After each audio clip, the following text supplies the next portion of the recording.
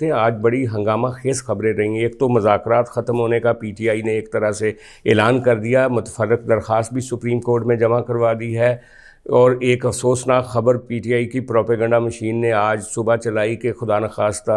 अल्लाह ना करे कि मुराद सईद का कत्ल हो जाए, लेकिन उन्होंने ये अफवाह चलाई और फिर शाम गए, सारी वही प्रोपेगेंडा मशीन जो पहले अफवाह फैला रही थी वही उसकी तरदीद करती हुई नज़र आई। उसके बाद हमने देखा कि सुप्रीम कोर्ट में भी बहुत गर्मा गर्म बहस हुई। वहाँ पे नूर आलम साहब ने कहा कि मैं सुप्रीम कोर्ट को के हिसाबात जो हैं वो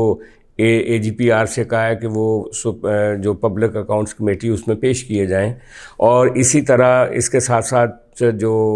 दूसरे वाक़यात हुए कि जो जनाब साकिब नसार साहब और उनके बेटे को पार्लियामेंट जो है वो बहुत जल्दी बुला रही है। एक कमेटी बना दी गई है जिस कमेटी का काम ये था कि वो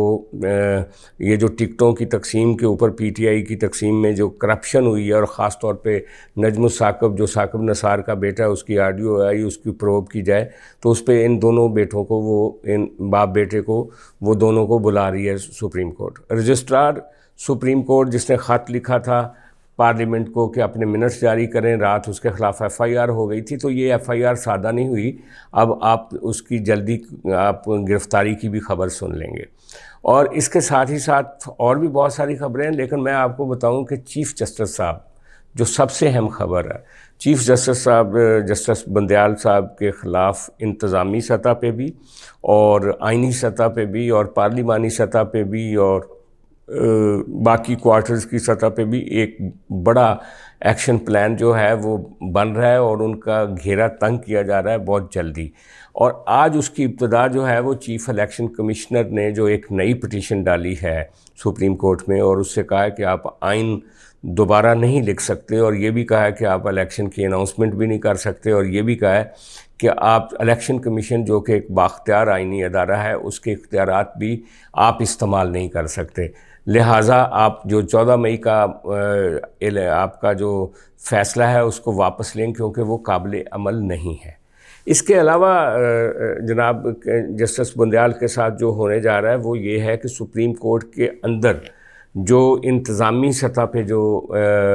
मामलात हैं, जिस तरह से जजेस के दरमियान स्प्लिट है, जिस तरह से जूनियर जजेस को सुप्रीम कोर्ट में लाया गया और अब जो 2 खाली असामियाँ उनको पुर नहीं किया जा रहा,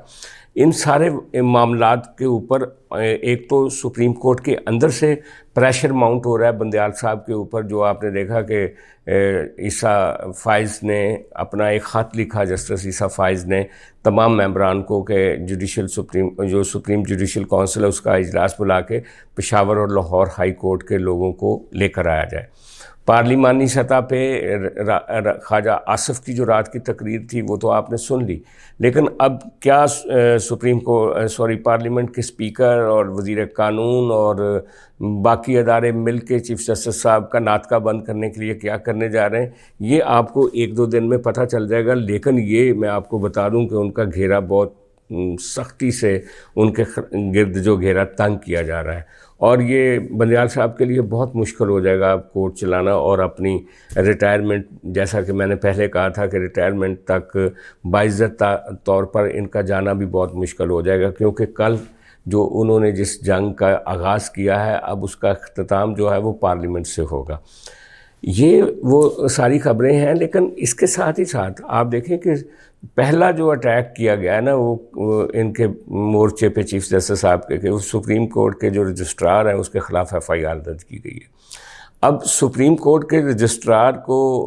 अगर 1-2 दिन में गिरफ़्तार किया जाता है और उसके ख़िलाफ़ भी कुछ इंक्वायरीज़ हैं और कुछ क्वेरीज़ हैं, ख़ुद सुप्रीम कोर्ट के बहुत सारे फ़ंड्स जो हैं उनके खुर्द-बुर्द होने की इतलात हैं, ख़ुद चीफ जस्टिस साहब पे करप्शन के कुछ इल्ज़ामात हैं, उनमें उनकी गवाही ज़रूरी है। और फिर चीफ जस्टिस साहब के ख़िलाफ़ जो करप्शन के इल्ज़ामात हैं, मज़ाहिर नकवी के ख़िलाफ़ जो बज़ाहिर